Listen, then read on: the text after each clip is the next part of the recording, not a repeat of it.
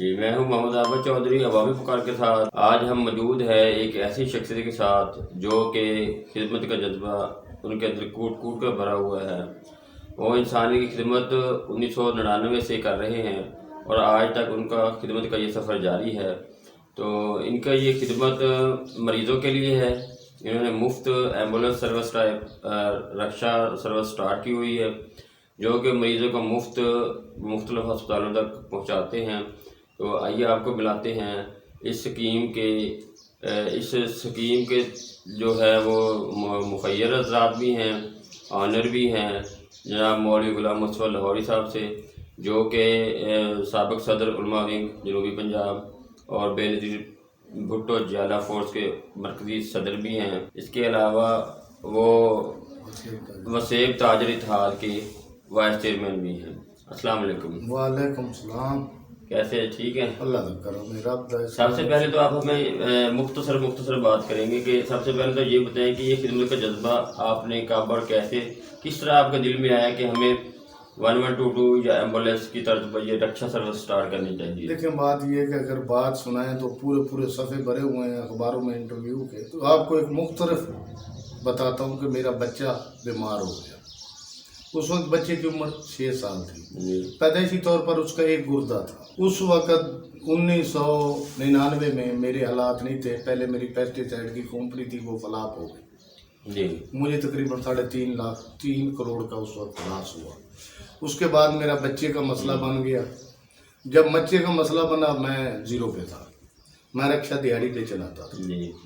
تو 12 لاکھ روپے کا اس وقت مجھے انہوں نے گردے کا چینجنگ کا کہا۔ میں نے اللہ تعالیٰ سے وعدہ کیا بچہ ٹھیک ہو نہ ہو یہ میں مریضوں کے لیے مریض فری اٹھاؤں گا۔ یہ سرجیکل میٹ ہسپتال ہے لاہور میں، جے روڈ پہ۔ وہاں ڈاکٹر خواجہ احسان صاحب تھے، اب فوت ہو گئے۔ انہوں نے 15,000 روپے میں ٹوکن منی بھی جمع کرایا۔ اس کے بعد میرے پاس حالات نہیں تھے، میں مکان بیچتا تو بچے کا آپریشن ہوتا تھا، میں نے اللہ کے آسرے چھوڑ دیا۔ اس کے بعد میں نے مریضوں کو فری سروس دینا شروع کر دی۔ رکشے کے پیچھے لکھوا دیا، مریضوں کے لیے فری ہے۔ رکشے کے اندر بھی لکھوا دیا، دیوار وال چاکنگ بھی کروا دی۔ وہ 3 ماہ میں نے اپنے بیگم کو مطمئن کرنے کے لیے اس کو گولیاں دی، یہ ہومیوپیتھک وغیرہ کی لال پیلی نیلی 2 گولیاں دی۔ اس کی وجہ سے 3 ماہ بعد میرا سال آیا، وہ محکمہ ٹیلی فون میں SDO تھا، تو وہ آیا۔ میری بیگم نے کہا میں نے آپ سے زمین کا حصہ نہیں لیا، آپ مہربانی کریں آپ میرے بچے کا آپریشن کرا دیں۔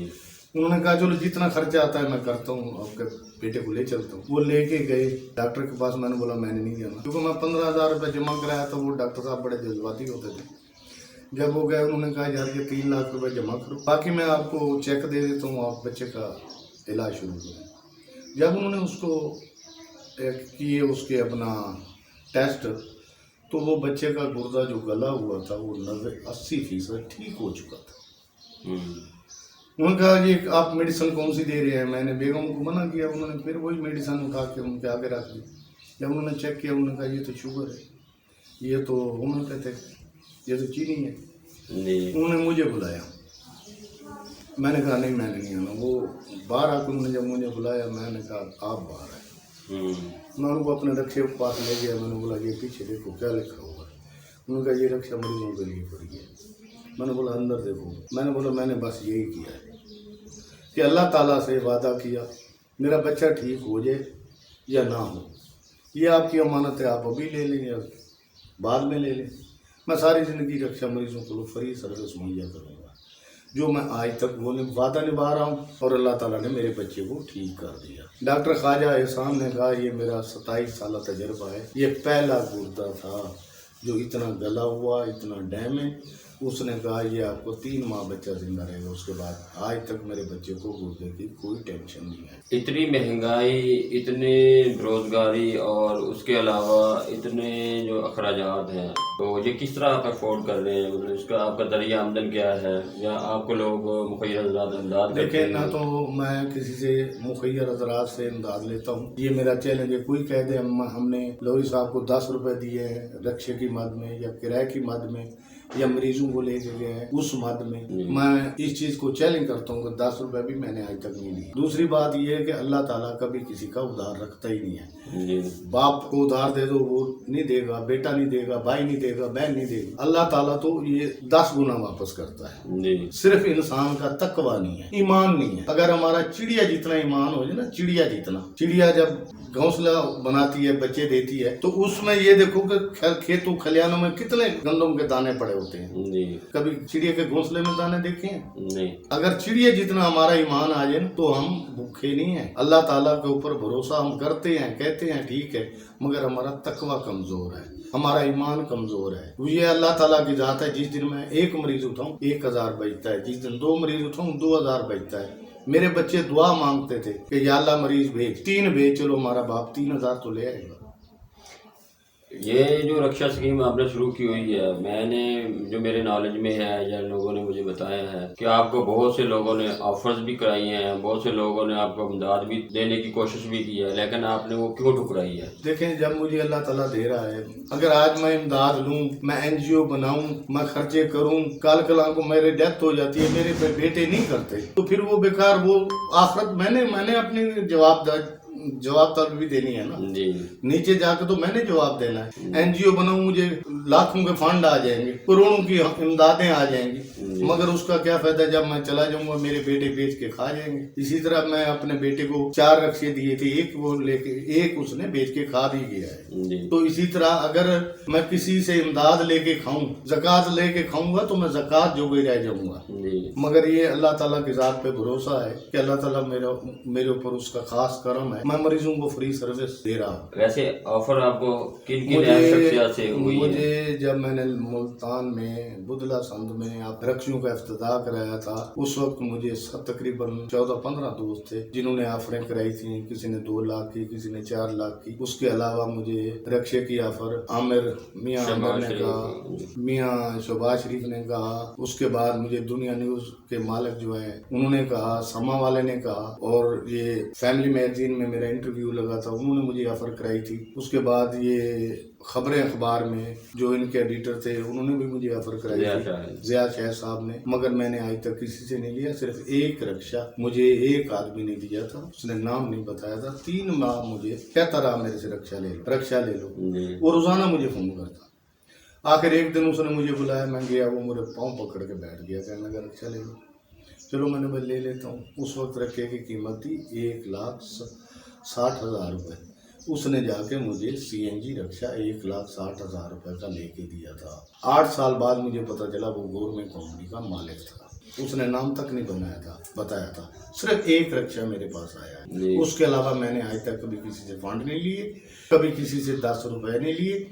ये मीडिया वालों ने लाहौर में मुझे इतना आजमाया, रात को 12 बजे मुझे फोन करके उठाया, ये मरीज लेके जाने हैं सर्विस अस्पताल। जब वहाँ पहुंचे उन्होंने कहा ये 50,000 ले लो, हमारी तरफ से मरीज उठाना। मैंने बोला नहीं। बाद में ये मीडिया वालों ने मेरे इंटरव्यू किए, जो उन्होंने जैसे कहते हैं ना बाल की खाल उतारनी, ये मीडिया वालों ने तो लाहौर में मेरा नाक में दम कर दिया था।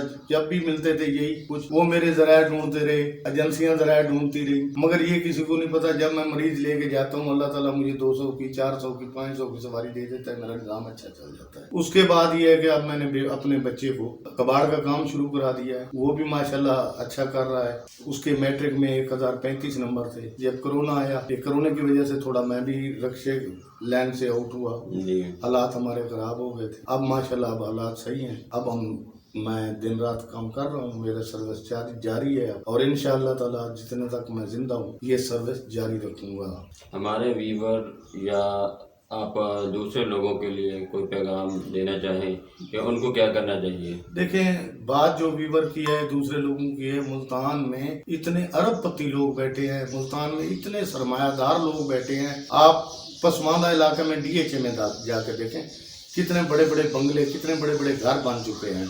मगर अफसोस का मकाम ये है कि उनमें ये है कि अगर वो गरीबों की हेल्प करें, इमदाद करें, या उन जैसा मेरे जैसा थोड़ा सा जज्बा। एक बिल्किस रियाज थी कराची की, वो रोज़नामा नवाए वक्त में आर्टिकल लिखती थी। उन्होंने मुझे दुनिया में नमूना बना के पेश किया 2014 में। उन्होंने लिखा था कि अगर मौलवी गुलाम मुस्तफा लाहौरी जैसा जज्बा सियासतदानों में आ जाए, वकला में आ जाए, उन्होंने तो पूरा सफा भर दिया था। उन्होंने कहा ये 1122 के भी बानी गई है, हम परवेज इलाही को नहीं मानते। ये अगर जज्बा इन लोगों में आ जाए जो हमारे सरमायादार हैं, तो मेरे ख्याल में ये है कि ये गरीबों से ताउन करें, अपने साथ हमसायों को, जिसके पास गाड़ी है मोहल्ले में, वो अपने कम अज कम और को रिश्तेदारों को, हमसायों को वो फ्री सर्विस मुहैया कर दें। तो मेरे ख्याल में ये उनके लिए बेहतरी है। और इसमें इंसानी हमदर्दी जो है ना, वो सबसे बड़ा अहम जुज़ है। ये थे मौलवी गुलाम मुस्तफा लाहौरी, जो कि इंसानियत की खिदमत के जज्बे से सरशार हैं। तो इसी तरह का जज्बा अगर हमारे तमाम लोगों के अंदर आ जाए, तो हमारे से जो निचला तबका है या दुखी इंसानियत है, उनके लिए हम रोल मॉडल या मिसाल बन सकते हैं। तो देखते रहिए हमारा चैनल अवामी पुकार, लाइक करें, सब्सक्राइब करें और शेयर करें।